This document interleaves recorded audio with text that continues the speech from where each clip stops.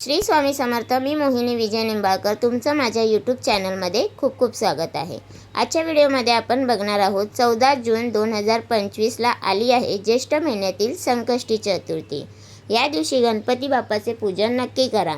त्यांच्या पूजेमध्ये कोणत्या गोष्टीचा वापर करावा, त्यांना नैवेद्य काय करावा, संकष्टी चतुर्थीस आपण कोणते उपाय करायचे आहे याबद्दल माहिती आपण आज पाहणार आहोत.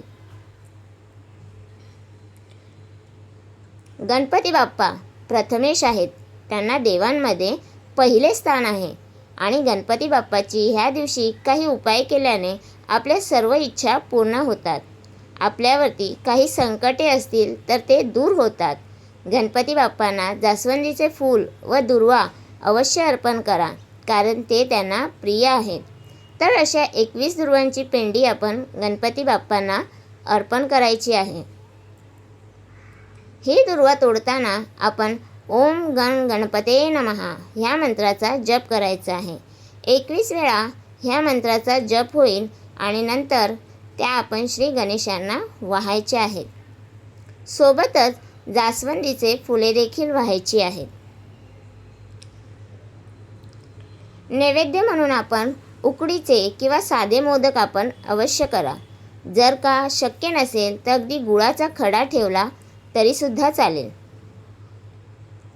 हा नैवेद्य दाखवल्यानंतर आपण ह्या प्रसादाचे सेवन आपल्याला घरच्यांसोबत एकत्र करायचे आहे. ह्यामुळे आपल्या घरातील लोकांमध्ये प्रेमभाव वाढतो.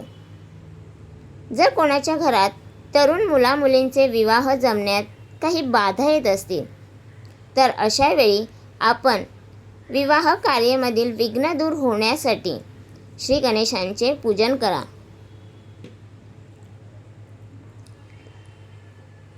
आणि पूजन संपन्न होत असताना ओम वक्रतुंडाय नमः या मंत्राचा जप आपण जास्तीत जास्त वेळा करा.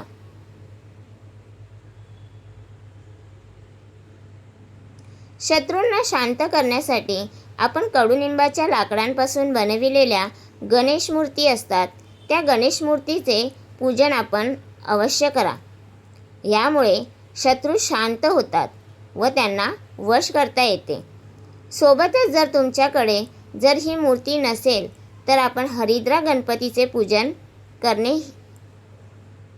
ही मूर्ती भारतात पश्चिम बंगालमध्ये श्री बगलामुखी गणेश आहेत. अशा गणपतीचे पूजन केल्याने आपल्याला शत्रूवर विजय प्राप्त करता येतो. फक्त आपण हे पूजन केल्यानंतर आपण आपली जी काही इच्छा आहे ते आपण बोलून दाखवायचे आहे.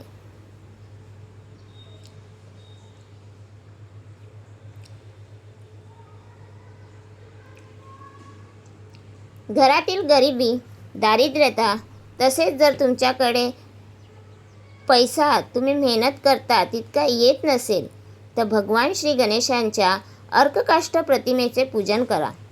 त्यामुळे आपल्या घरात गरिबी दूर होते.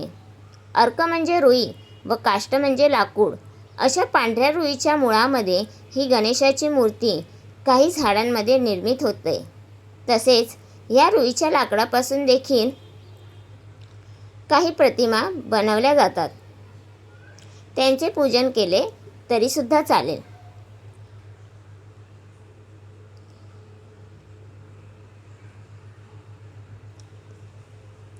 ज्यांना कोणत्याही कामात यश प्राप्त करायचे असेल अशा व्यक्तींनी कुंभाराच्या घरी जाऊन तो ज्या मातीची मडकी बनवतो त्या मातीपासून एक गणेशांची मूर्ती बनवा व त्या मूर्तीची संकष्टी चतुर्थी दिवशी पूजा करा व त्यानंतर 101 माळा जपायचे आहेत. म्हणजे 101 वेळा तुम्हाला मंत्र जपायचा आहे. मंत्र असा आहे ओम ह्रीं ग्रीं ह्रीं. ह्या मंत्राचा तुम्हाला 101 वेळा जप करायचा आहे. आपल्या सर्व कामात आपल्याला यश प्राप्त होईल. तर तुम्हाला हा माझा व्हिडिओ कसा वाटला प्लीज कमेंट करून नक्की सांगा. व्हिडिओ आवडल्यास लाईक करा, कमेंट करा आणि शेअर करायला विसरू नका. आणि तुम्ही अजूनपर्यंत आपल्या चॅनलला सबस्क्राईब केलं नसेल तर प्लीज जाऊन नक्की सबस्क्राईब करा. भेटूया उद्या एका नवीन व्हिडिओसोबत. श्री स्वामी समर्थ.